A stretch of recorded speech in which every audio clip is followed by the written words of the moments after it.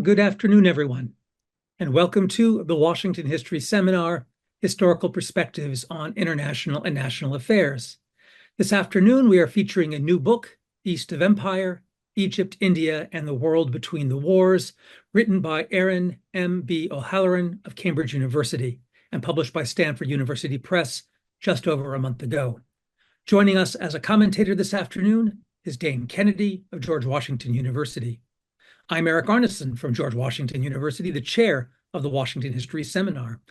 Until a few weeks ago, I was co-chair of the seminar, along with Christian Osterman of the Woodrow Wilson International Center for Scholars. And in our traditional introductions, which Christian and I would alternate in giving, one of us would note that the seminar, launched in 2010, was a collaborative and nonpartisan initiative of the Wilson Center's History and Public Policy Program and the American Historical Association. But as I noted in our last session 2 weeks ago, that description no longer applies.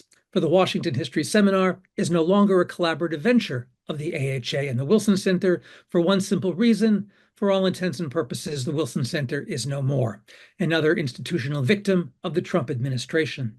The center's dedicated staff were locked out of their systems, placed on administrative leave, a prelude to eventual dismissal.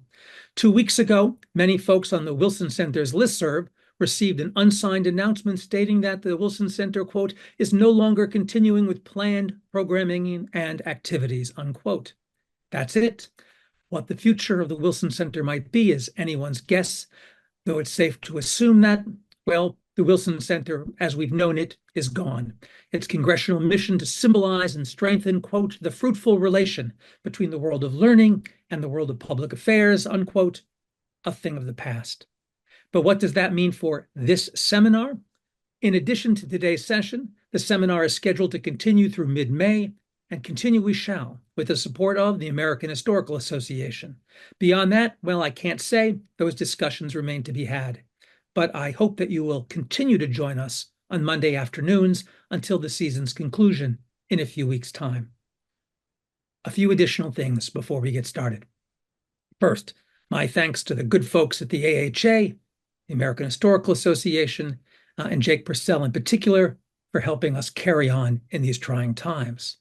Second, please take note, our next session of the seminar takes place next week on Monday, April 28th at 4 p.m. Eastern Time, when we reconvene to explore Daniela Richterova's new book, Watching the Jackals, Prague's Covert Liaisons with Cold War Terrorists and Revolutionaries, with discussants Igor Lukes and Luca Trenta.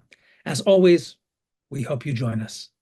Third, on the logistics front, today's session is being recorded and can soon be found on the seminar's YouTube page, where many, many dozens of past programs are archived.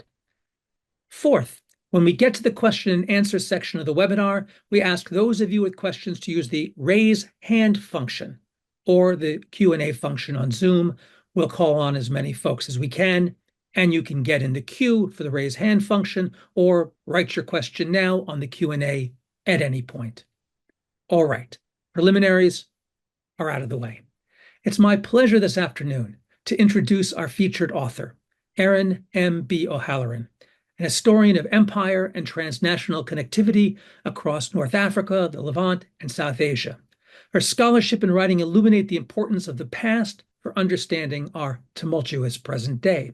She's lived and worked across Europe, North America, the Middle East, and South Asia in roles ranging from in-house publications editor at the Carnegie Middle East Center and the United Nations headquarters in Beirut to first hire at almonitor.com. She holds a doctorate in global history from the University of Oxford, where she taught Middle Eastern history for 4 years, and research degrees from the London School of Economics and the American University of Beirut.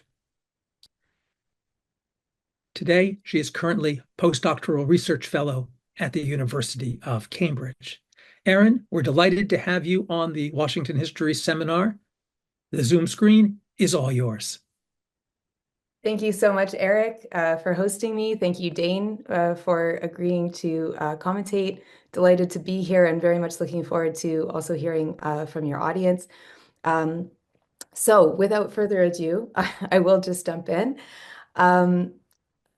In the spring of 1939, as the wheels of European diplomacy came careening off the rails, the Indian National Congress served as hosts to a delegation of Egyptian statesmen on a month-long tour of the Indian subcontinent. Simultaneously, envoys of the All India Muslim League were shuttling across Europe and the Middle East in an increasingly desperate attempt to drum up support for the embattled Arabs of Palestine. Kamala Devi Chattopadhyay, the Indian Congress leader and prominent feminist, arrived in Cairo, where she was the house guest of Huda Sha'rawi, the legendary founding president of the Egyptian Feminists Union. All of these events took place within a span of several weeks, but they were decades in the making. My talk today is about those decades, an era of dynamic interaction and ideational exchange between people living in South Asia and the Middle East. The men and women I've alluded to were moving that spring of 1939 in the shadows of a gathering storm. The Second World War would soon engulf the world, irrevocably transforming their lives and the global political order. The question which has animated my research was how relationships between them contributed to the nature of those transformations. In other words, I took it as a given that the Middle East and India were connected spaces during the interwar period, the final decades of the British world system. Proceeding from that basis, I sought to ask new questions of the archives and existing literature, questions like, what role did Cairo and Jerusalem play in shaping political discourses in pre-independence India? What do Indian National Congress and All India Muslim League records have to tell us about the nationalist movements of Egypt and Iraq, or the unfolding crisis in Mandate Palestine? And how do the answers to these questions alter our understanding of the British Empire and decolonization more generally? In seeking to respond to these questions, I consulted a variety of textual, visual, and oral sources from the Middle East, South Asia, the UK, and continental Europe. The result is a book, East of Empire, Egypt, India, and the World Between the Wars, which traces the intersecting narratives about political activists, imperial agents, anti-colonial feminists, poets, artists, propagandists, and pan-Islamists from the Paris Peace Conference of 1919 all the way to the partitions of India-Pakistan and Israel-Palestine in 1947. From the outset of the 20th century, Arab and Indian nationalist leaders understood their campaigns for self-determination as linked, or even as elements of a shared project. Historians, including Noor Khan and Michael Goebel, have traced these contacts to the early 1900s, when students and journalists from across the colonized world began encountering one another in cities like Paris, London, and Berlin. And in the years after World War I, these contacts between colonial subjects in different parts of the empire began to flourish into increasingly complex networks of connection. At the very center of the map lay one city, Cairo. And while the plot of my book whisks us from the grand hotels of London's Mayfair to Delhi's Garden City, the Egyptian capital, Al-Qahira, the city victorious, is in many ways the star of the show. During the interwar years, Cairo emerged as a truly global metropole. It was the center of a burgeoning Arab diplomatic bloc and the seat of a bid to revive the Islamic Caliphate, the headquarters of a powerful feminist movement, and the acknowledged jugular vein of British imperial defense. The Suez Canal and Egyptian airfields served as the vital arteries connecting Britain to its Asian and Pacific colonies, a fact of which officials in Delhi and Shimla were forever having to remind their less globally minded colleagues in London. By the 1920s, Cairo also boasted the most developed free press and media sectors the Arabic-speaking world had ever seen. Its newspapers, publishing houses, radio and recording industries catered to diverse readerships and listening audiences which spanned North Africa, the Middle East, and much of the Asian continent. The Muslim press in Singapore, as in India and Malaya, relied on Cairo for news and commentary. Musicians from throughout the Arab Islamic world came there to record, while students from as far away as China and Japan were enrolled in its prestigious universities. Beginning in the 1920s, Cairo, like many colonial cities, underwent a series of major societal, cultural, and political transformations, catalyzed by higher levels of education and literacy, shifting gender norms, increased trade and geopolitical interconnectivity, and the soaring popularity of press and new media, in particular the borderless, instantaneous, and visceral transmissions of broadcast radio. As more and more Egyptians from diverse backgrounds and social classes were empowered to participate in the public life of their country, the discourse surrounding what it meant to be patriotic, modern, and right-thinking, a man or woman of the times, began to change. Among the most prominent and well-documented results of this transition was a shift between the 1920s and 30s toward a specifically Arab and Islamic identity. But the expanding reach of media and education also contributed to the empowerment of women. Emerging class consciousness among workers, radical new trends in art and literature, and growing awareness of and identification with other Eastern countries, countries who were perceived as sharing an authentic cultural affinity with Egypt, though they were not necessarily Arab or Muslim. This included a strong identification among a diverse cross-section of Egyptian political thinkers and activists with India and the anti-colonial independence movement then being led by Mohandas K. Gandhi. Simultaneously, advocates of home rule, poets, women's rights activists, and pan-Islamists in India became increasingly engaged in the cultural, religious, and political developments then underway in the Middle East. And so they too found their way to Cairo. Among historians, a debate has emerged about how to explain this apparent cross-pollination and what to call it. In my book, I describe the affinity among a broad cross-section of Indians, Egyptians, and other Arabs throughout the interwar period as Easternism. Many historians writing about this period have picked Easternism up for closer inspection, only to place it swiftly back down again. They argue that it is too vague, amorphous, and internally contradictory to be of much use as an analytical category. They are not wrong. Between the 1920s and the 1940s, there were multiple, perhaps even countless visions of the East in circulation. To sketch only some of the most prominent variations, there was the East of Orientalists, foreign, exotic, and other. The anti-colonial East, a geography of allies in the battle against foreign domination. There was the spiritual East, often juxtaposed against the materialist West. The anti-colonial East, which I already mentioned. The Islamic East, a region populated largely, although never exclusively, by Muslims. The cosmopolitan East, a rich tapestry of cultures bound together by commerce and ideational exchange. And there was the strategic East, a geopolitical bulwark which might counter other constellations of power. It is important to underscore that none of these concepts were mutually exclusive. Rather, proponents of Easternism tended to connect several typologies together into a personally appealing hybrid. Thus, in his memoirs, Muhammad Sultan Shah, the Aga Khan, revisited his long-cherished dream of an Eastern bloc of Muslim nations, which would serve as both a moral compass to the world and a healthy check on the hard power of Europe and the United States. For the Egyptian feminist Huda Sha'rawi, the East was unapologetically anti-colonial. In the pages of her magazine L'Égyptienne, it was frequently ancient and exotic, but it was also, crucially, a stage upon which women from many cultural, ethnic, and religious backgrounds would together forge the future in their image.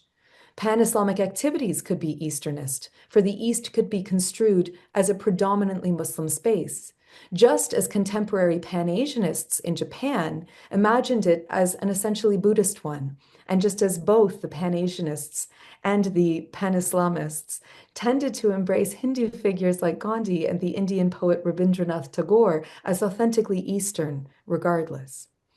Given this dizzying array of potential Easts, it was never what academics would call a coherent political or intellectual project. This did not prevent it from being a highly prominent feature of both political discourse and political action in Egypt, India, and the broader Arab Asian region throughout the interwar years.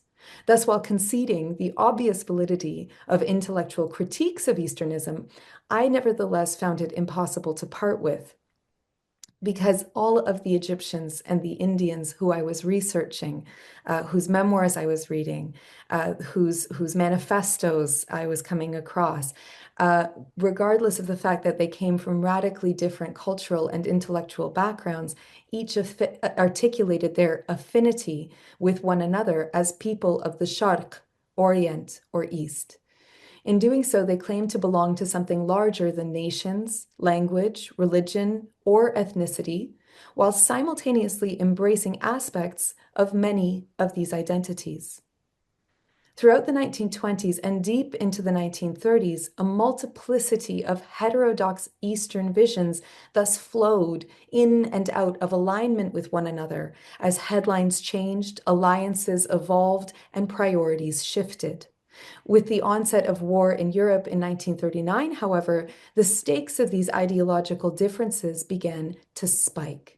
Subjected to the unrelenting pressure of war, the many strands of Easternism ultimately splintered, putting paid to the more fluid and open-ended possibilities which had animated preceding decades. In their stead emerged post-war ideologies with sharper edges, hardened national frontiers, and, following years of globally cataclysmic violence, little faith in the pacifist and humanist ideals of a bygone era. This almost chemical transformation is the background against which votes affirmed the partitions of India and Palestine in 1947, unleashing torrents of interpersonal violence and ethnic cleansing, which we have yet to staunch, almost 80 years on. This, then, is the story I tell in my book, how a multiplicity of visions of a transnational, fluid, and heterodox East informed the interwar politics and diplomacy of India and Egypt, and under what conditions these visions gave way to militant nationalism, territorial partition, and large-scale ethnic cleansing across both the Middle East and South Asia. Within this overarching narrative, there are many smaller, but I hope readers agree, no less fascinating stories, which I hope that we can discuss a little bit further when we get into the discussion and Q&A part of today's session. Stories about the personal connections and ideational affinities forged between poets, feminists, artists, and politicians, the Khilafat crisis in India and its intra-Arab fallout, the anti-colonial outrage and propaganda war, which defined the Abyssinian crisis of 1935 and presaged the dynamics of the Second World War in the East, and how Indian Muslims and Eastern feminists fought to internationalize the Palestinian cause in the late 30s. I also revisit some of the more famous and infamous incidents from the national historiographies of Egypt, India, Pakistan, and Palestine, Israel, revealing transnational aspects and entanglements between them, which have long remained obscure. The result is a political history, but one which takes a very broad view of the political, touching on art, poetry, religion, and the power of ideas, as well as grassroots activism, inter-party rivalries, military strategy, and conference diplomacy. As is probably clear by now, I am not a structuralist. My book traces not the deterministic influence of one factor over others, but the constellation of mutually informing factors at work in complex colonial societies undergoing truly momentous, world-changing transition. And I just thought I would also give you a very brief sort of explanation of how the book is organized, because I've gotten lots of questions in some other talks that I've given about sources. And the truth is that in order to put a book like this together, it was necessary to look at a really vast range of different kinds of material. And it was often like sifting for gold. It was going through very large archives that dealt with other subjects and looking for the one or two documents that might have something to do with Arab Indian ties or with an Egyptian dimension of something going on in South Asia, et cetera. And so as a result, I don't have one source base, I have multiple. And I wound up just not intentionally, I will say, this is just sort of organically how it happened. The first part of the book has a different source base than the second part, which has a slightly different source base than the third, and so on. So despite the fact that the book is organized chronologically, we're also moving sort of methodologically through different ways or different lenses of getting at the same kinds of questions. So the book is organized into 4 parts, comprising 10 chapters plus an epilogue. And it begins in 1919 at the Paris Peace Conference. And the first 3 chapters that make up part 1, which is called Imagining the East, draws on poetry, literature, posters, songs, conference proceedings, newspapers, monuments, sacred architecture, funerary rites, and places of burial as some of the myriad ways in which Indians and Egyptians began to articulate their national identities in dialogue with their perceived interconnection with one another as Easterners. So the whole of the first section deals with the period from the Paris Peace Conference until roughly 1931. And I'm basically in that part setting the scene through this kind of prismatic way of getting at both what's going on politically and ideationally, but also what's going on in terms of pop culture or social kind of consciousness of Egyptian and Indian solidarity or affinity as really the vanguard countries at the forefront of the anti-colonial challenge to the British Empire that's then underway. Part 2 is called Capital of the East. It begins in 1935 with the Abyssinian crisis, and it ends in the middle of the Arab revolt in Palestine in 1938. And part 2, I think of as really my more traditional British imperial historiography approach. So I'm looking at state papers as well as diaries and correspondence. So what I would consider to be kind of a more traditional base of sources for British imperial history in order to document a period that's about international crises and crisis diplomacy, essentially. Part 3, Ambassadors of the East, begins in 1938, right where part 2 leaves off. And it proceeds up until the sort of the last moments before the outbreak of World War II. And part 3 is about what we might think of as biographies or personal histories or microhistories. It traces actually individual stories. And therefore, the major basis for part 2 were memoirs.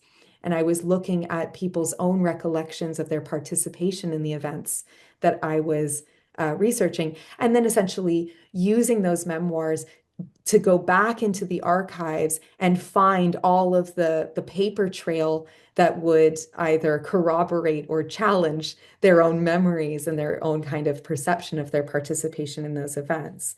And I think that the third part for me was one of the great revelations of how much I could find in these memoirs that wasn't part of the broader kind of discourse around events that we seem to think that we know something about. A great example is the St. James Conference of 1939, which results in the infamous white paper on Palestine that's the basis of British diplomacy during World War II.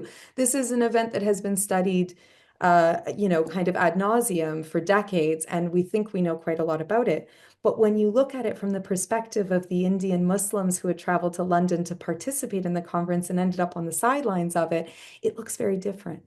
And similarly, we have accounts from an Indian feminist who is a witness to the Egyptian delegation that comes to India in 1939. And nobody mentions her participation or her sort of role in that tour, but it results in her paying a reciprocal visit to Cairo just afterwards. So again, these are sort of well-known events that we do have established historiographies of, but by looking at personal biographies, there's whole kind of corners of the story that get illuminated. And the final part, part 4, is called The East at War. And this is rather self-explanatory. It proceeds from 1939 through what I consider to be kind of the apex of the war years in the Middle East and South Asia in 1942, which is when the sort of simmering tensions and the long negotiations and back and forth and tug of war that's been going on between the British Empire and the nationalist movements of Egypt and India really come to kind of a cataclysmic apex at moment, and decisions have to be taken about loyalties in the context of an existential crisis, both for the British Empire and for the anti-colonial movements themselves. So that's sort of that's the climax of the book. And there's then an epilogue which takes place in 1947. So after the end of World War II and right at the moment where India, Pakistan, and Palestine, Israel are about to be partitioned. And that's sort of where the book ends off in 1947. So that's the storyline, and those are the major arguments and contributions. I think I will turn it back to Eric and to Dane for the next part of the session. Erin, thank you so much. Before I introduce our discussant, let me remind you that you can get in the queue now. No need to wait if you don't want to, using the raise hand function in Zoom. That's our preferred method. That way, you signal you want to ask a question. I call on you, you unmute, and you pose the question directly yourself, your own voice. Or you can use the question and answer function, in which case you type out your question and then I get to read it. Whichever the case, you can get in the queue now. Dane Kennedy is Emeritus Professor of History at the George Washington University, where he taught British Imperial and World History for 2 decades. He has been involved in an annual international summer seminar on refugee history since its founding 4+ years ago. He is the author of numerous books, including Decolonization, A Very Short History, published in 2016, and The Imperial History Wars, 2018. His latest is Mungo Park's Ghost, The Haunted Hubris of British Explorers in 19th Century Africa, published by Cambridge University Press in 2023. He's the former director of the American Historical Association's National History Center and currently organizes the AHA's Congressional Briefing Series on Capitol Hill. Dane, it's great to have you back on the seminar. Welcome. Thank you, Eric. Just one correction. I don't run the briefing, the congressional briefings anymore. I sort of help, but those are in the hands of the HA staff, and they're doing a fabulous job. And I would add in that context that if you're in the DC area and you haven't attended one of these briefings, which is on Capitol Hill and intended primarily for congressional staffers, we encourage you to do so. It really is very illuminating and useful. So it's a pleasure to be here. Before I speak about the book, let me just say that I am absolutely heartbroken and disgusted by what has happened to the Wilson Center and my very good friends there. It's just one of many events that have taken place in the last month or two that just leaves me sort of empty.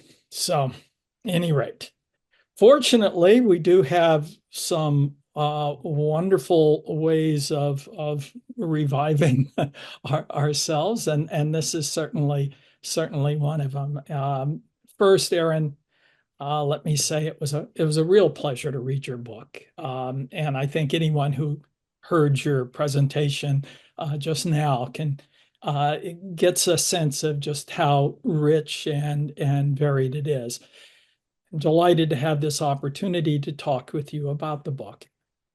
It's a refreshingly, and I really mean this, a refreshingly original take on the interwar struggle against British imperial rule in Egypt and India, as well as Palestine and more broadly, in some sense, too. The study is both rigorous and highly readable. You tackle some huge issues. And you've spoken about some of them. I'll speak about some of them too. But what's striking is that you do so in a really accessible way. You focus on the personal experiences of a large cast of characters, some of them famous, others largely forgotten, many people that we wouldn't normally think of in the context of a work that is focused primarily upon sort of anti-colonialism, resistance to British rule. I think in particular, the attention that you give to feminists and to artists and to others of that sort is really makes the book a much richer and wider ranging inquiry than you normally see in this kind of work. So what I want to do is comment on what seemed to me to be some of the most original aspects of this study, but hardly the only, and then raise a few questions for you. First of all, for those of you who are listening, let me offer a very simplistic historiographical context for the work itself. So much of the scholarship on anti-colonial struggles against British imperial rule, certainly in the interwar years, which Erin focuses primarily on, has taken one of two tacks. The older literature has focused on national liberation movements within particular colonies, right, leading to nation states. More recent work has examined the international linkages between many of these anti-colonial activists and their shared sense that maybe we can escape the nation state. Maybe there's a way of transcending the nation itself and achieving something very different and bigger. And this is what the political theorist Adam Getashwal, I butchered her pronunciation of her name, but what she calls world making.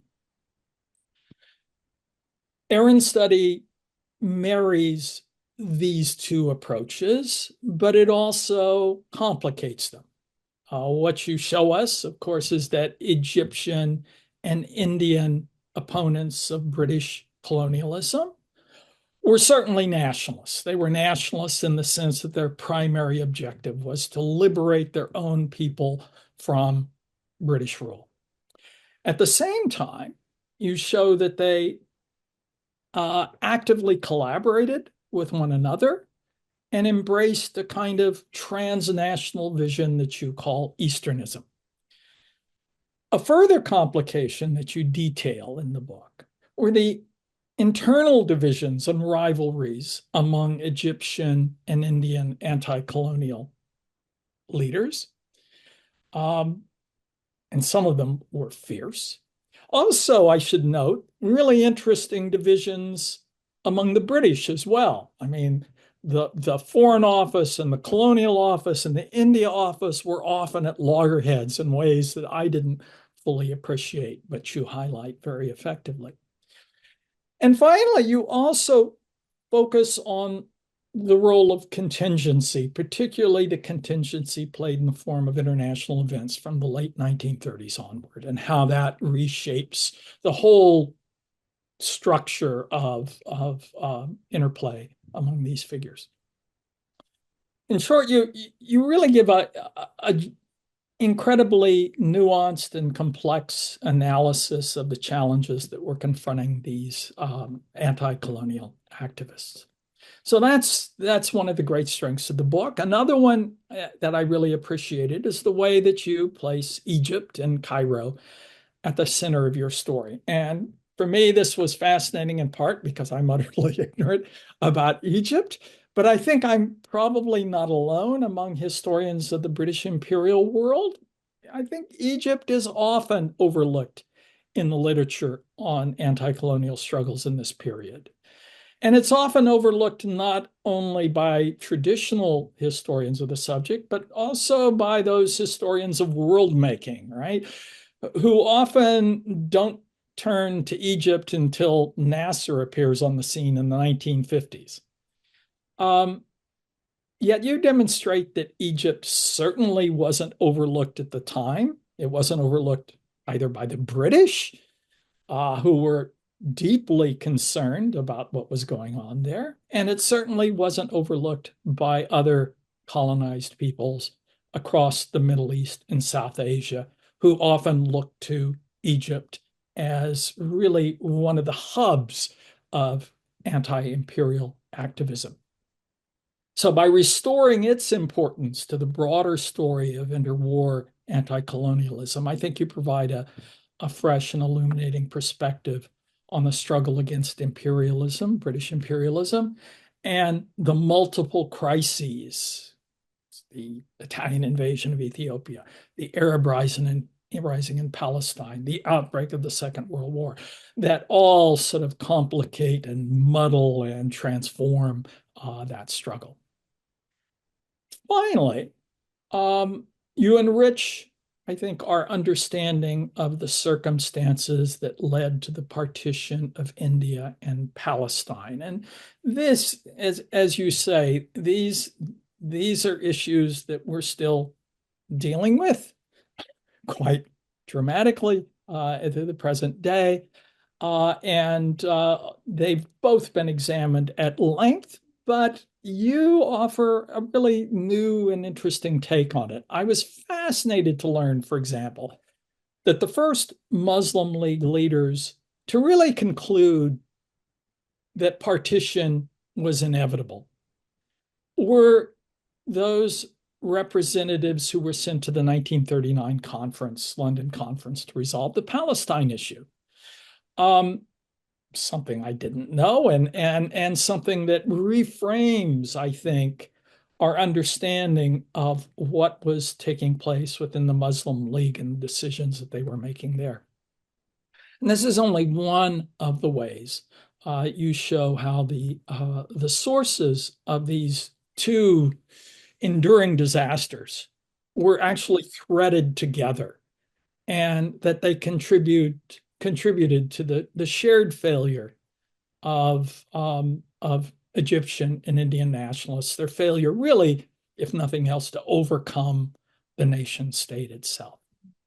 So those are all some of the aspects of the book that I think make it really very much worth reading for anyone who has the remotest interest in this subject. Now, a couple of questions. And the first question has to do with, in part, your conclusion. You close the book on a really moving, elegiac note, expressing regret that the Easternism that you described in your comments didn't succeed. But you also acknowledged in the book itself and in your comments too that Easternism was, as you put it, a fuzzy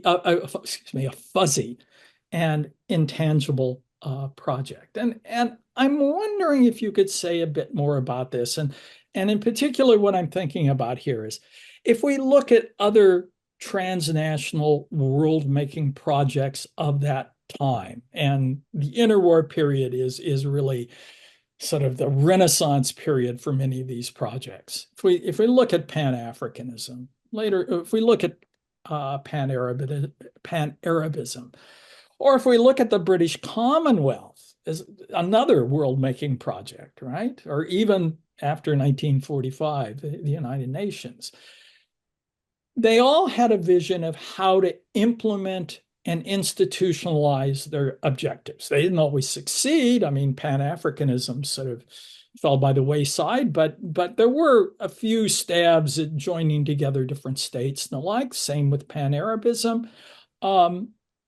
But nothing of this sort really seems to play out with Easternism.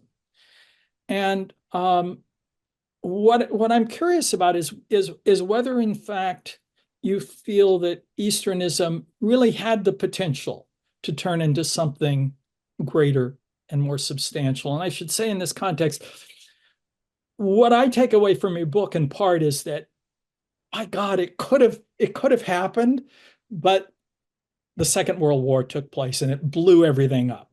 So in a way, maybe a counterfactual argument that it might have played out in a better way, but your thoughts.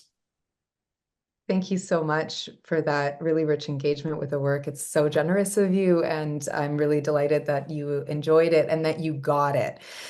So it's really exciting to hear just, somebody able to see it in that context. And I so much appreciate your feedback. So I think the first thing to say about my engagement with Easternism is that I'm very far from being a completely, neutral or objective observer from a safe distance. I was raised in a very universalist Buddhist humanist community, and that very much impacts, I think, my engagement with this material because I see Easternism as it's playing out in Egypt and India as something of a cousin to the kind of Buddhist humanist universalism that I was raised within and that I'm myself quite partial to or quite sympathetic to.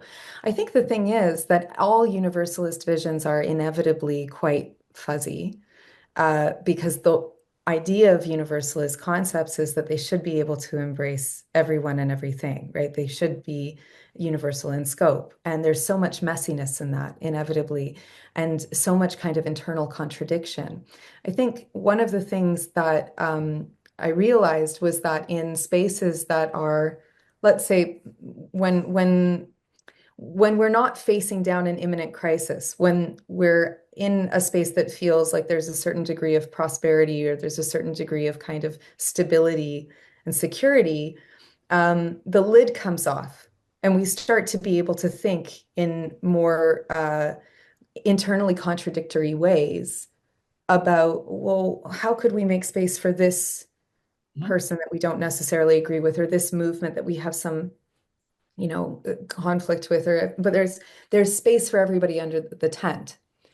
And I think what I was trying to trace in the 1930s was how the tents fluctuated and who was in and who was out.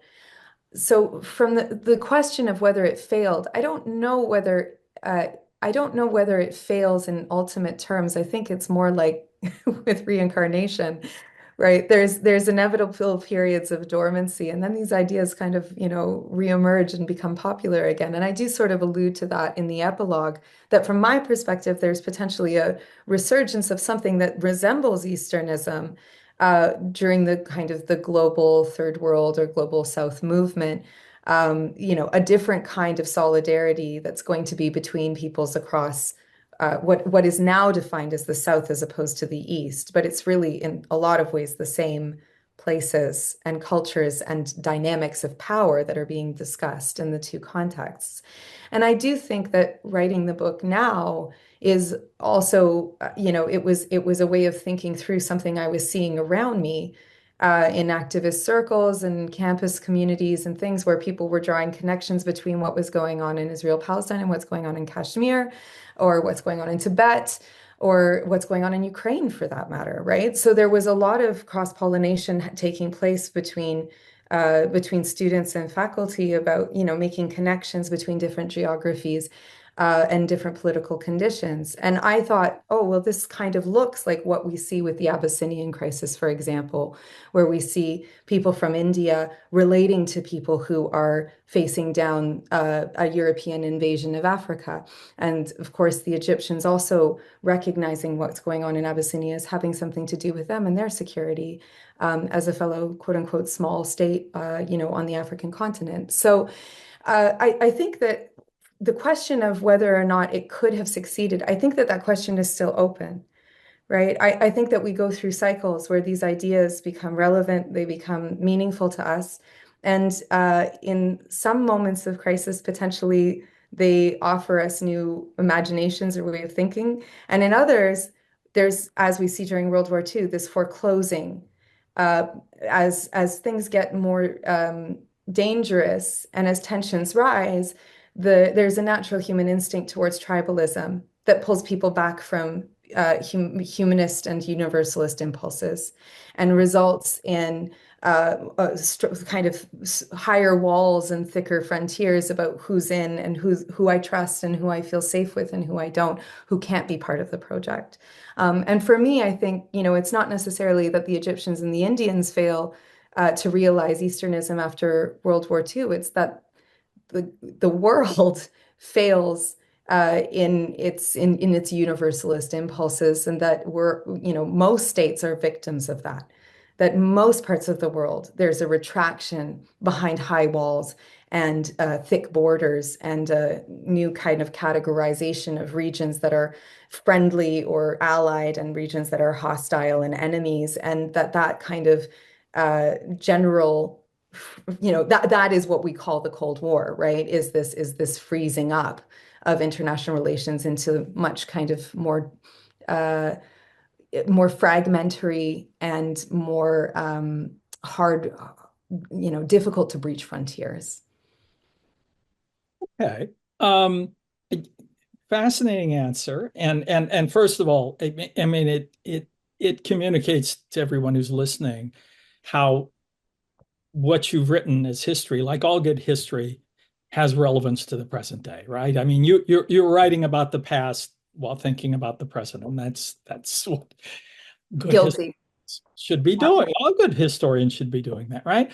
But I want to push you on it. So your answer struck me in the sense, what struck me about your answer, I should say, was that the way in which you frame this Easternism, and this helps me to understand the way in which you draw artists and others into your story.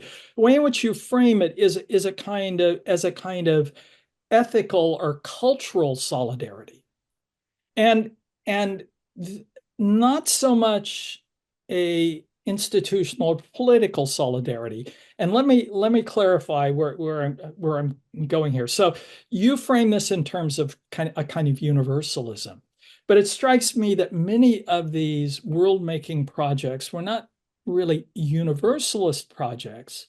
They were transnational projects. They were ways of imagining an escape from the nation state.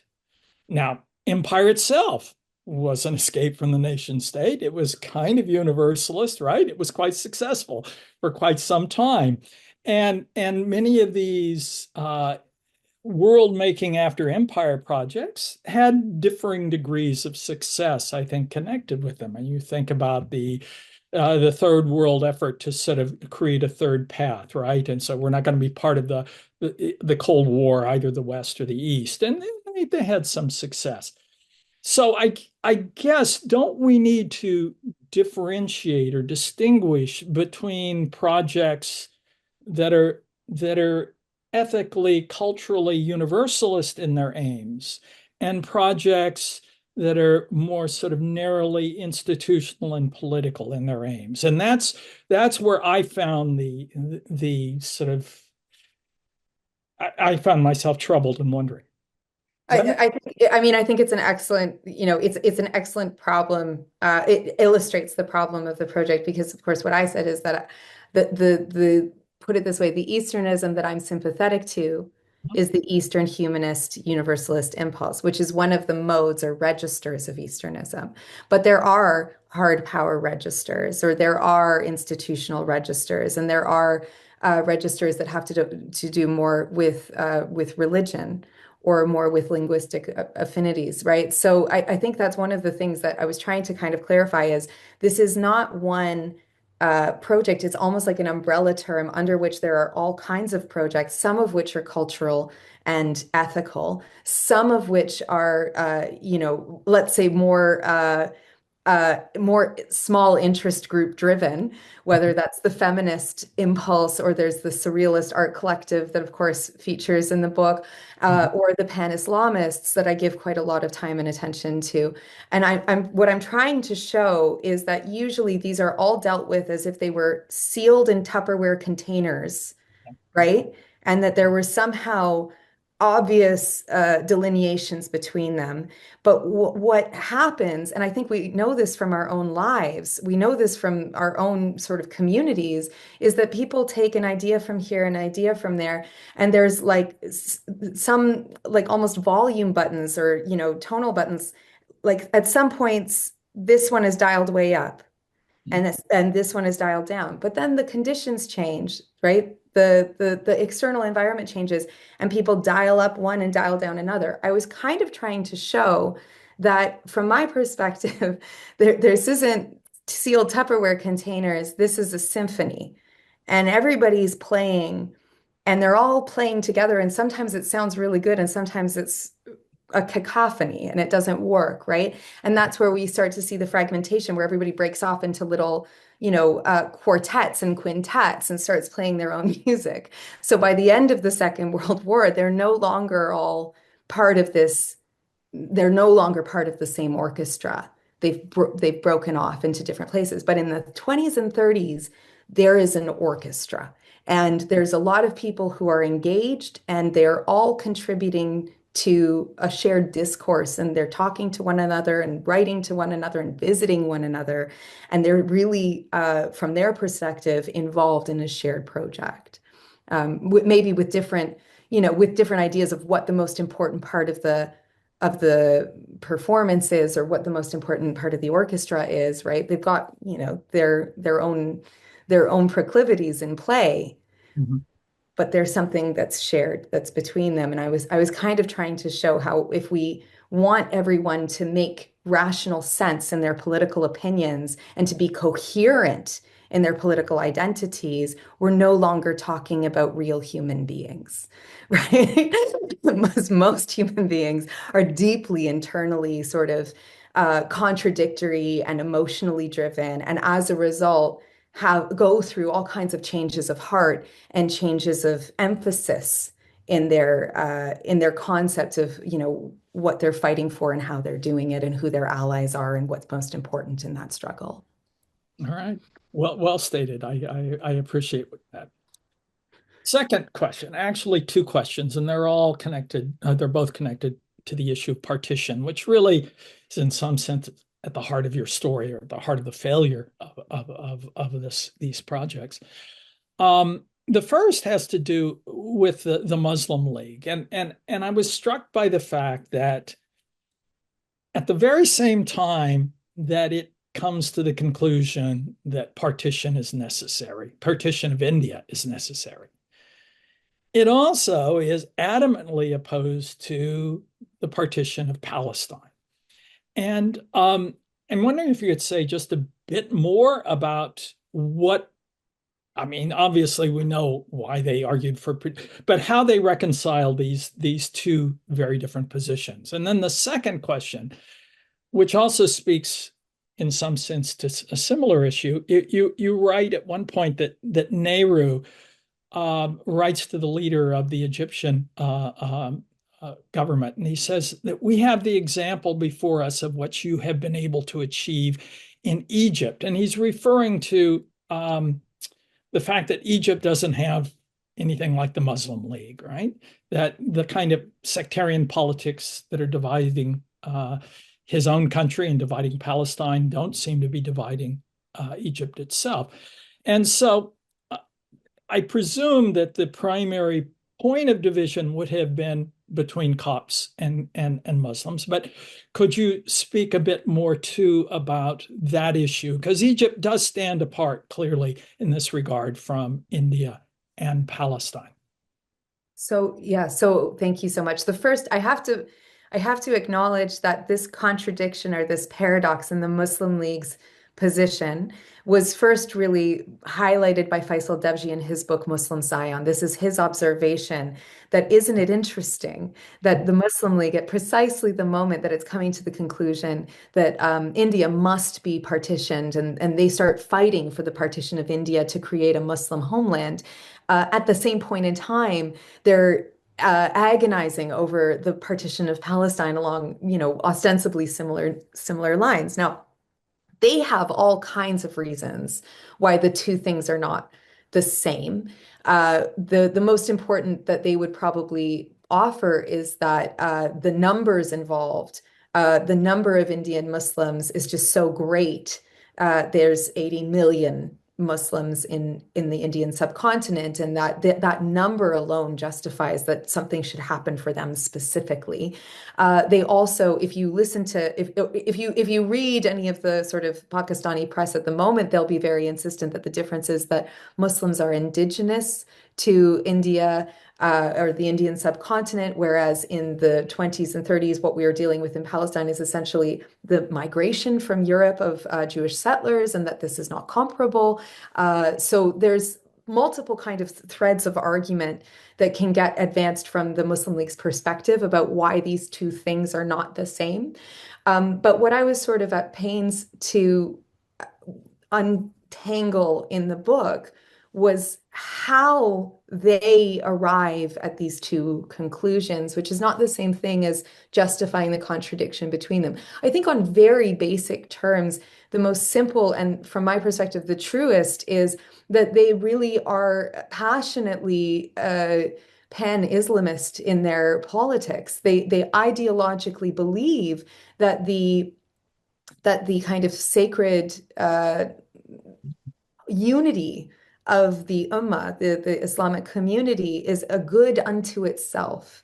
And that anything that threatens that unity or anything that comes between Muslims and other Muslims is, is evil, is not to be entertained. So anything that protects or elevates the position of Muslims and protects the unity of the Ummah is a good unto itself from their perspective. And that ethical or religious kind of worldview underpins everything. And that means that, the situation in Palestine is bad because it's taking what is, sort of a Muslim polity and tearing it asunder. Now, of course, the truth is that the Levant, like the Indian subcontinent, have always been mosaic communities full of people of different ethnic, linguistic, and religious persuasions living cheek by jowl. That is the nature of the Levant region, just as it is the nature of the Indian subcontinent. It is true that India is a much bigger place than Egypt or Lebanon, Syria, or Israel, Palestine, or any of these sort of geographies, and has many more people in it. But I think that basic concern is what underlies all of their actions. And from their perspective, that is an ethical and rational place to be coming from. That in protecting the unity of the Ummah and protecting, the interests of Muslims, they're being consistent. One of the most interesting things that Faisal Devji lands on in his work, and which I also allude to in mine, is that there's a big debate that takes place between one of the Muslim League leaders, Khaliqu Zaman, in Cairo when he's there visiting as part of a pro-Palestine, Defense of Palestine conference. He attends a reception with the Prime Minister, or at that point in time, the former and soon to become again Prime Minister of Egypt, Mustafa Nahas. And Nahas is the leader of the WEFT, which is the secular nationalist party in Egypt. And Nahas is taking Khaliqu Zaman to task for the sectarianism within nationalist politics in India.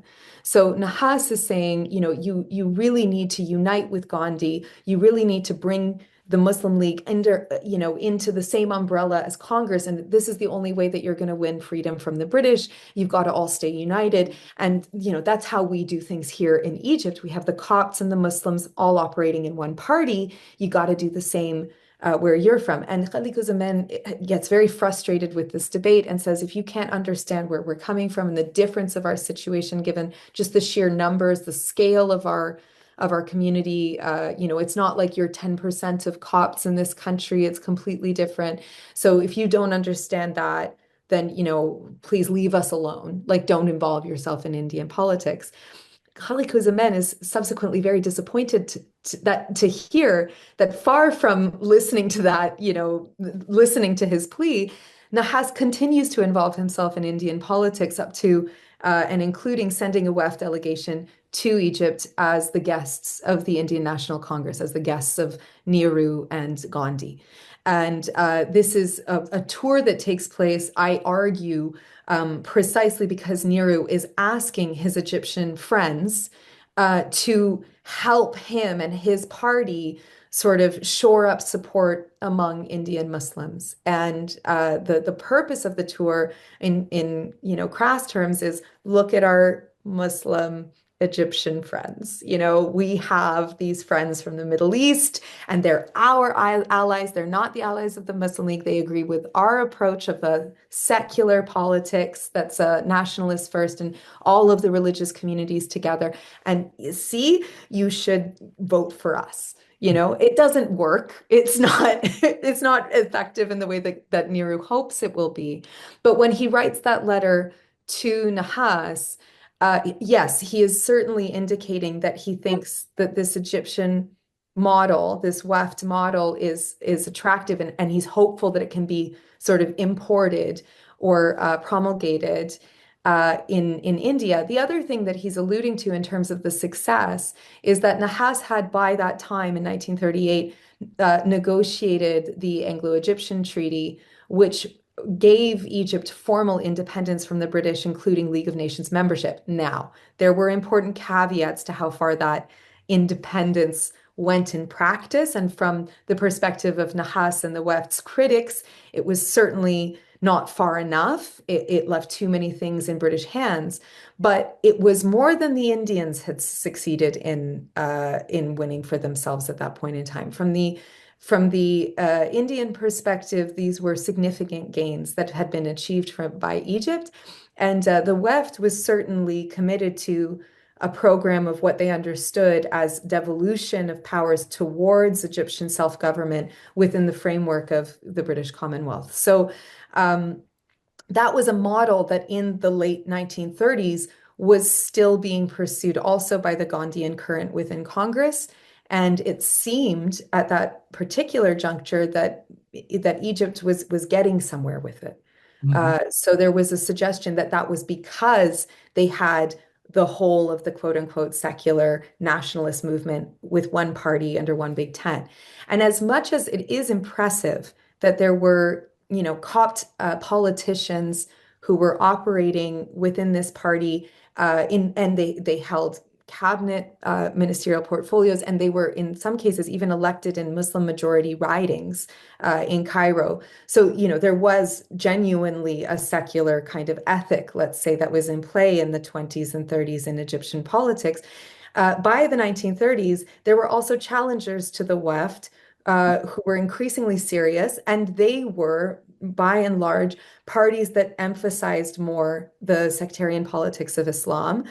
This is both the Muslim Brotherhood, but also the Young Egypt Party, which had sort of proto-fascist leanings and was pro-palace in its sentiments as well. So there were increasing challengers that were coming up. So from the Egyptian perspective, the Weft was trying to shore up its popularity and its majority among the Egyptian population. And it saw Congress as useful in doing that because Gandhi and Nehru were far more famous men than any of their own leaders. So this was I don't want to go so far as to suggest it was a marriage of convenience, but I think that it's much more than just ideological anti-colonial solidarity that's at play. It's actually domestic politics and domestic rivalries that are driving the Weft and the Congress Party increasingly into each other's arms at that point in time. Okay, thanks.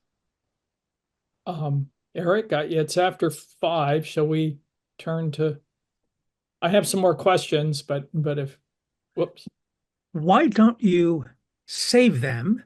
Yes. We've got a number of folks with hands up, but I love this exchange between the two of you. So I'm going to cross my fingers and trust that we're going to have time at the end for you to get those questions in.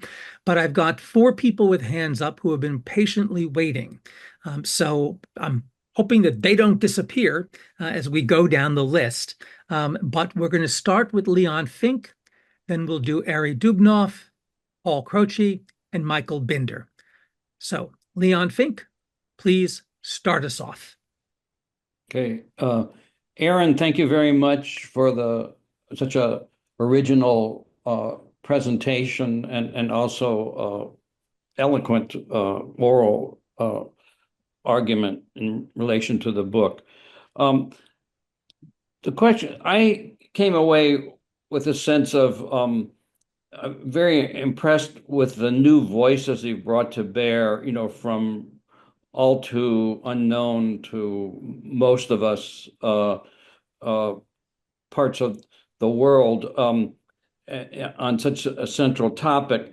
The question I have is whether the integrity that you ascribe to the Easternists underplays, almost of necessity, underplays the likely connections to the West all along, especially intellectual and political connections, which I didn't hear much about in your presentation. In particular, I'm wondering who in the West, particularly of anti-colonialists, were influencing these Easternists, intellectuals and political leaders. Surely there were some.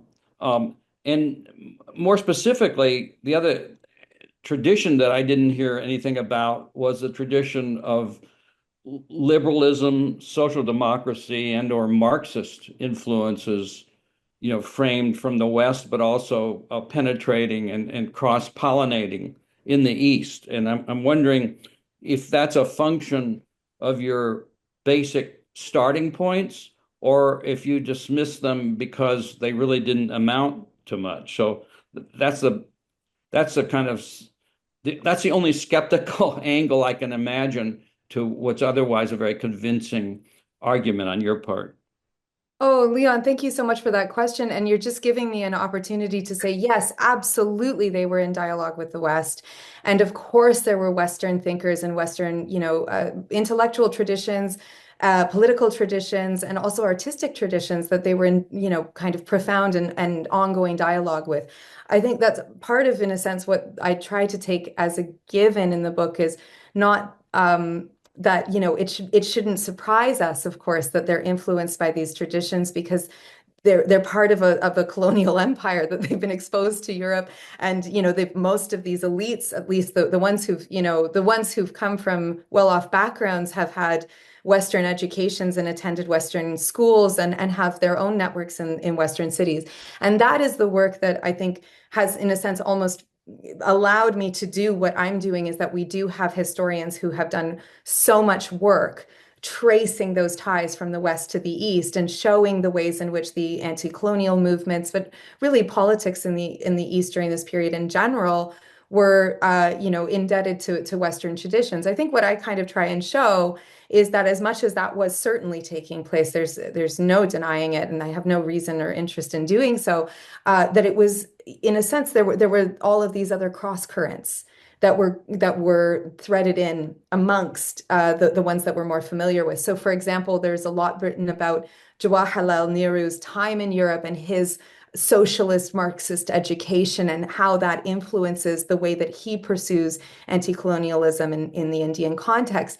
And I try and kind of juxtapose that against what like the kinds of the currents that the struggles that he's having, the disagreements that he's having with his colleagues in India, as well as his colleagues in the Arab Middle East. And one of the things that Nehru is trying to do is get, Egyptians to think more seriously about materialism and Marxism, and to potentially take a more, grassroots approach to the anti-colonial nationalist politics in Egypt. This is a hard sell, because most of the men of the left are themselves liberal capitalists and don't really relate to peasants and don't really see this as an attractive model for building their movement, as much as by the end of the 30s, Nahas in particular is developed a friendship with Nehru and is starting to listen to what he has to say and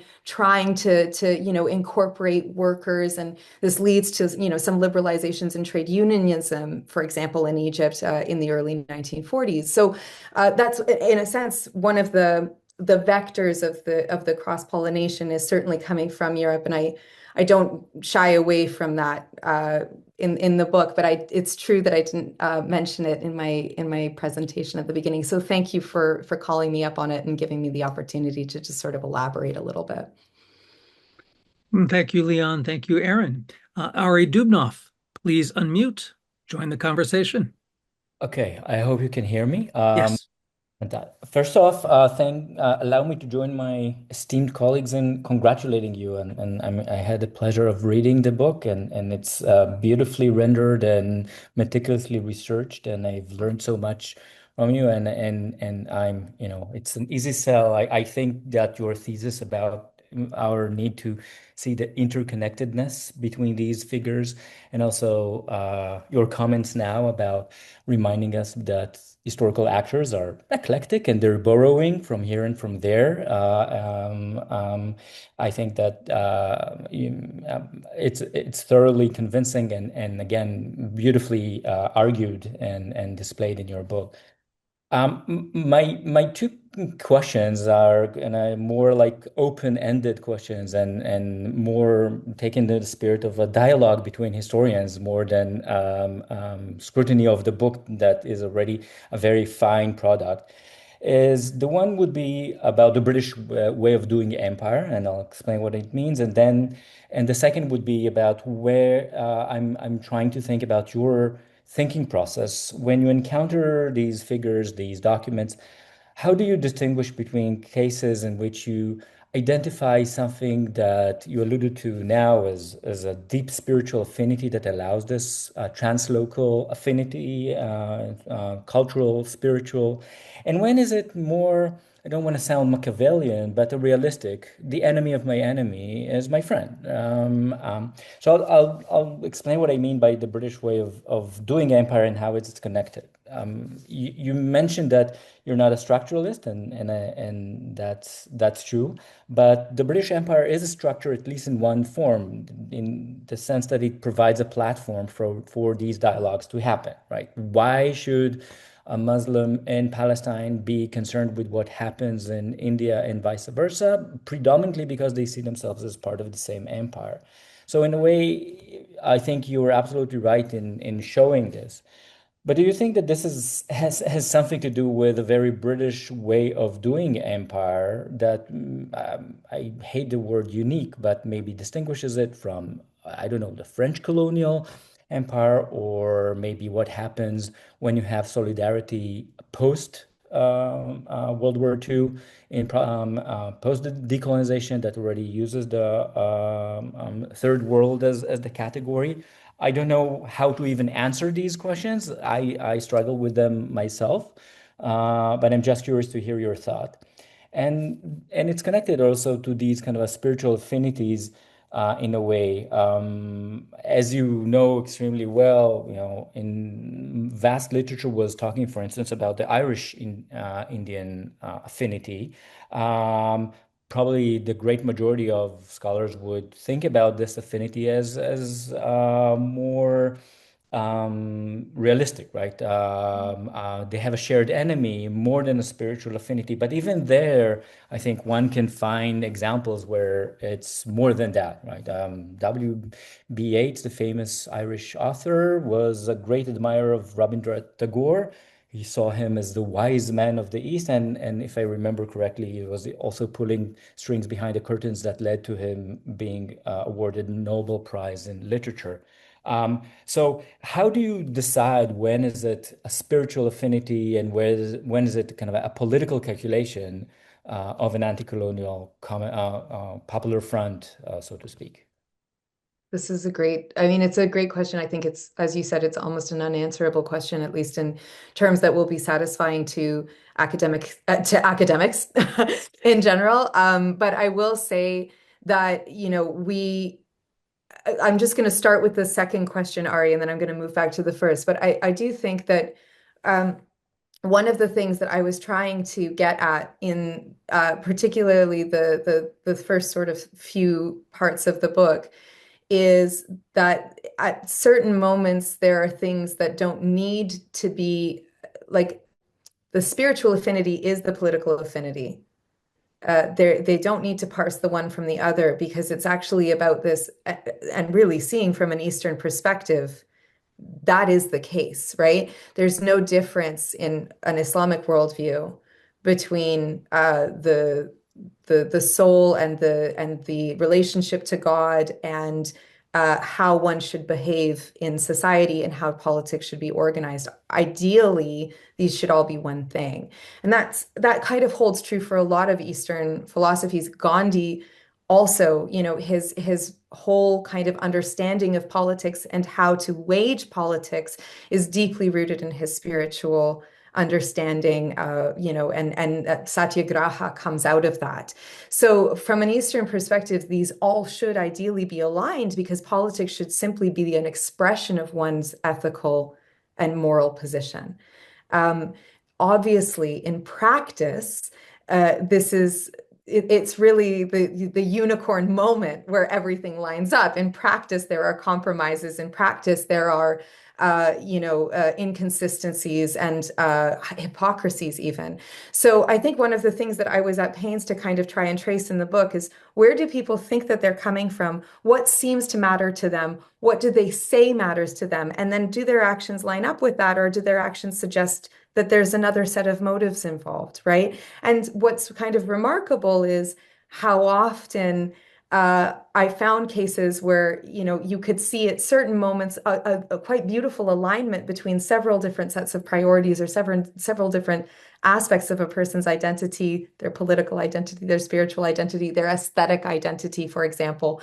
And then precisely as the crises get worse and worse and higher stakes, that's when the fragmentation takes place, because suddenly you have to choose between these priorities.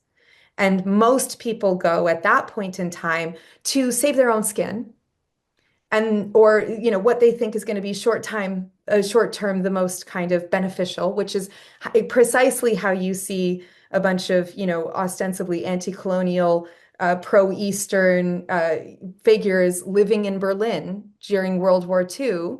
This is deeply incongruous on a lot of different levels, right? But it does make sense in terms of an enemy of my enemy is the friend, short-term calculation, very pragmatic and very also about staying alive and staying outside of jail in a context where within the empire, that wouldn't be possible. And I think India gives the perfect example of that. The movement led by Gandhi, they all go to prison, right, rather than exile, and rather than, in a sense, sacrificing something of their moral position, of their moral high ground. And so that's a big difference between what happens in India, with the Congress movement versus what happens with other dissenters and other anti-colonial figures during World War II. This leads me back to your first question about what's unique about the British Empire. There's something from D.A. Lowe. He did a comparative study of anti-colonial nationalist movements in several imperial contexts. And if I remember correctly, because it has been a few years since I read it, one of his arguments is that you don't get Gandhi outside of the British imperial system. If Gandhi had been born in Indonesia, or if Gandhi had been born in Algeria, he would simply have been executed, and that would have been the end of it, right? That essentially there was something a bit unusual about the British hesitation to take its oppression or its the logic of its colonial endeavors to their logical conclusions in the full repression and the violent repression of these ideas. Now, this doesn't hold fully. There's all kinds of instances where the British Empire was every bit as violent as as the French were in Indochina and Algeria, for example, or as the Dutch were in Indonesia. So it's not, I don't think you can take it across the board, but it does kind of raise this question of, well, what was it about this moment in the 20s and 30s that permitted figures like Gandhi and Nehru, figures like Haj Amin al-Husseini in Palestine, figures like Nahas in Egypt and like the Weft in Egypt, or like Zaghlul, for example, or Huda Sha'rawi. What was it about this moment that gave kind of so much latitude to these individuals to forge movements and forge alliances across empire? And I do think that there is something about the British self-perception of tolerance that I did find in the archives, And it was this sort of sense that, well, we can't deny these people's visas to travel. That would be they haven't done anything wrong yet. They might do something wrong while they travel, but we need to, we can't essentially police them before they've done anything wrong. Even if they have radical ideas, even if they're on a pro-Palestine tour and they're coming to Britain to spread that message, they haven't done anything yet. So I guess that means we have to give them the visas to travel. And there's nothing we can do to prevent them, right? So this was a fascinating sort of series of documents to come across. And I saw it again and again in different parts of the archives that there was really a conceit among many British officials that they were operating in a system that they understood to be based on the rule of law and norms and values, and that extended to all subjects, including colonial subjects, and couldn't be arbitrarily denied. I do think that that might be something, and my colleagues who work on the French Empire and the Dutch Empire might, tell me differently, but I do think that that might be something that's a little bit unique about this particular moment, and the people who populated the system during that moment, or at least some of the people who populated the system. Thank you. Paul Croce, if you would unmute. Okay, can you hear me? Yes. Oh, good. The technology is working. So first, thanks very much for the presentation, your book, and the response. Thank you all. My question is, during the period you explained to have Cairo emerging as a cultural center, tensions between Jews and Arabs grew. Yet there is a popular view that Arab-Jewish tensions are much older than that early 20th century emergence, if not age old. To what degree is there any truth to that popular view? And for the early 20th century, before the emergence of the State of Israel, which I gather is your main purview, how significant is Arab tension with Jews who were steadily arriving in Palestinian, but still a minority, even at least up until the War of Independence and in the immediate succeeding years? Thank you, Paul. I'm almost tempted to hand this question over to some of my esteemed colleagues because, this is, I would say that this is my book. This is a leitmotif that runs through it. I think there's relatively solid grounds now for saying more or less definitively that while intercommunal tensions between Jews and Muslims, Christians and Muslims, Druze and Christians, Shias and Sunnis is sort of something that runs through the history of regions of the world that were Mosaic communities.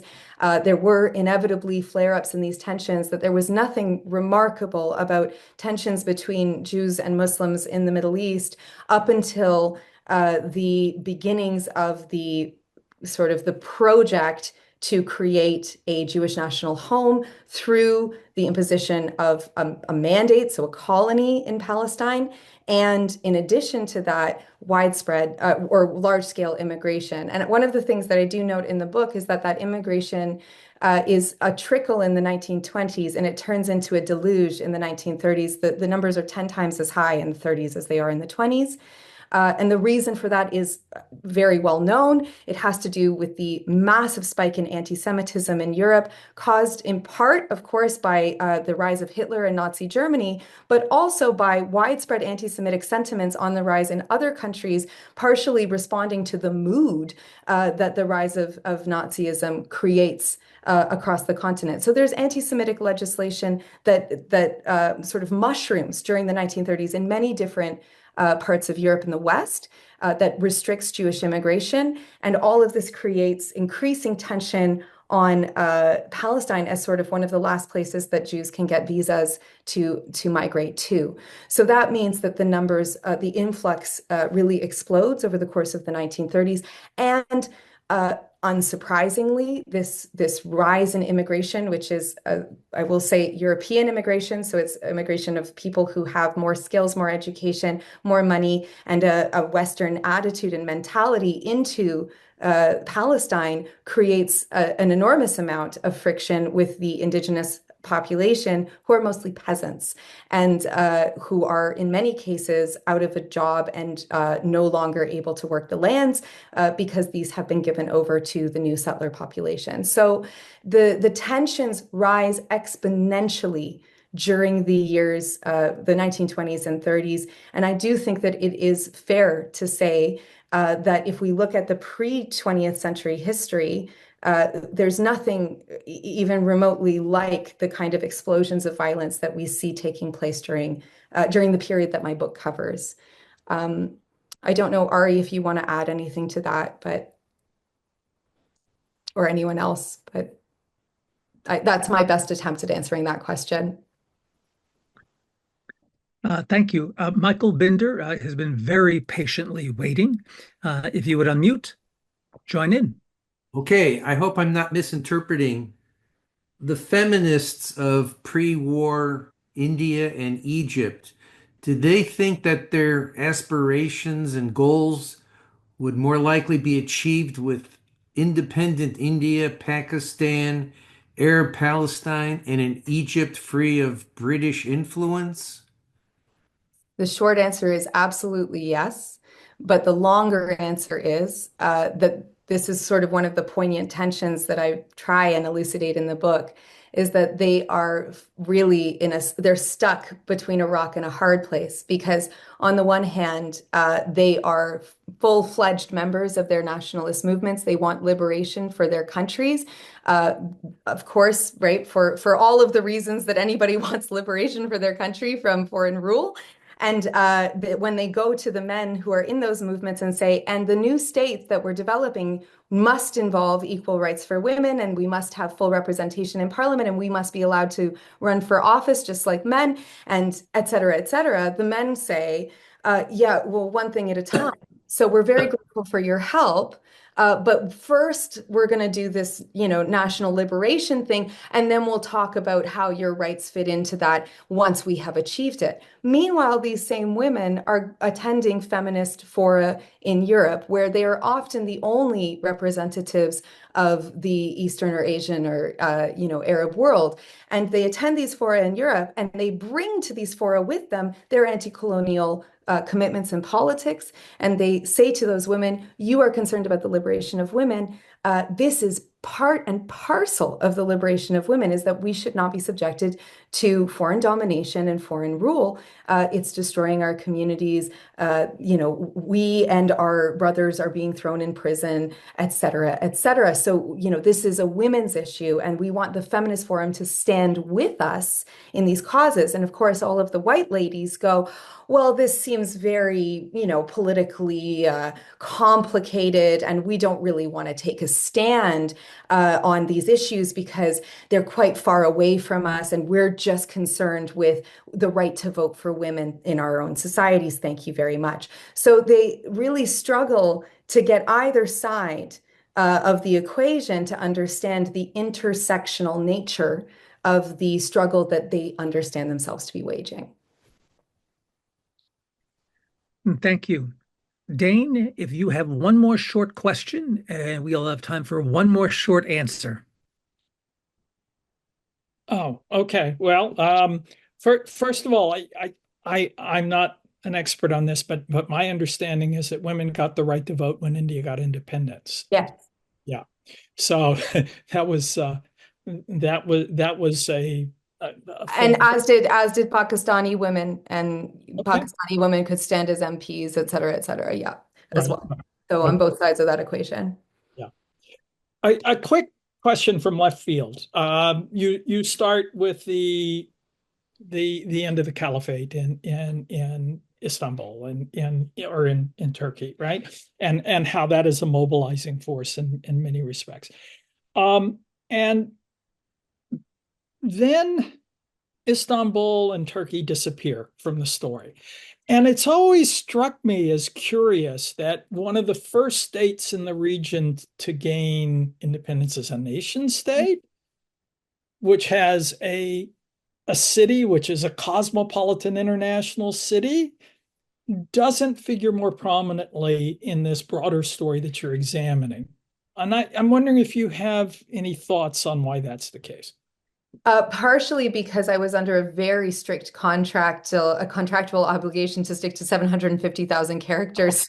And I was right on the line. So I do have, all kinds of material that didn't make it in, including about the role that Istanbul played as a feminist hub in the 1930s. And there was a major international women's conference held in Istanbul in 1935, where all of the women came from the West as well as from the East to participate. And it was, I think, probably the high point for the feminists I write about in terms of their hope of what could come out of an international feminist alliance, right?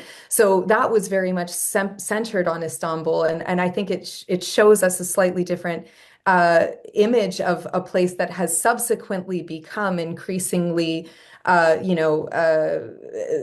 narrow-minded about women's rights, just as many of the other places that I write about have become, increasingly, less friendly to women's liberation over the course of the decades.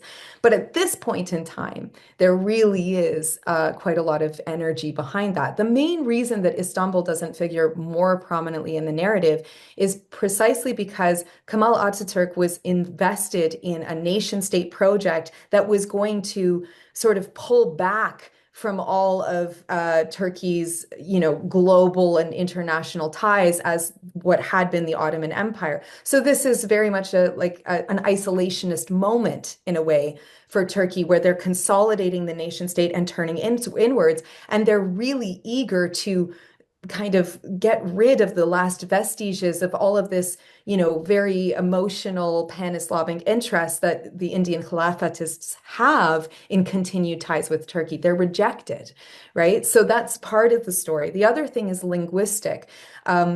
So Arabic being, the language of the Quran, Muslims in India speak it, right? Or at least educated elite Muslims in India can understand it. Their spoken Arabic is actually pretty rusty a lot of the time, but there's that bridge, and then they're both part of the British Empire, so a lot of people speak English. And also a lot of educated people in Egypt and a few elites in India, such as Nehru, speak French, and that's actually the language of correspondence between them. But Istanbul, it does figure in. If I had more space, there would be more about Turkey. But the linguistic barrier becomes heavier as the nationalization and Turkification policies come increasingly into force. And I do have lots of memoirs and diaries from Indian pan-Islamists who travel to Turkey and are frustrated that they can't communicate with people and they can't really have the sorts of dialogues with them that they wish that they could. So that's a very short answer to what could be we could do a separate presentation just on that. And there could be so much more said because there's a lot more in this terrific book. But unfortunately, I have to draw this to a close. So I want to apologize to those with questions in the Q&A who we could not get to. But I do want to thank Erin and Dane for this very stimulating conversation. And thanks to those of you who post questions in the webinar this evening. Remember, please join us next week, 1 week's time, on the 28th, when we reconvene to explore Daniela Richterova's new book, Watching the Jackals, Prague's Covert Liaisons with Cold War Terrorists and Revolutionaries. Till then, take care. Good night. Thanks for joining us.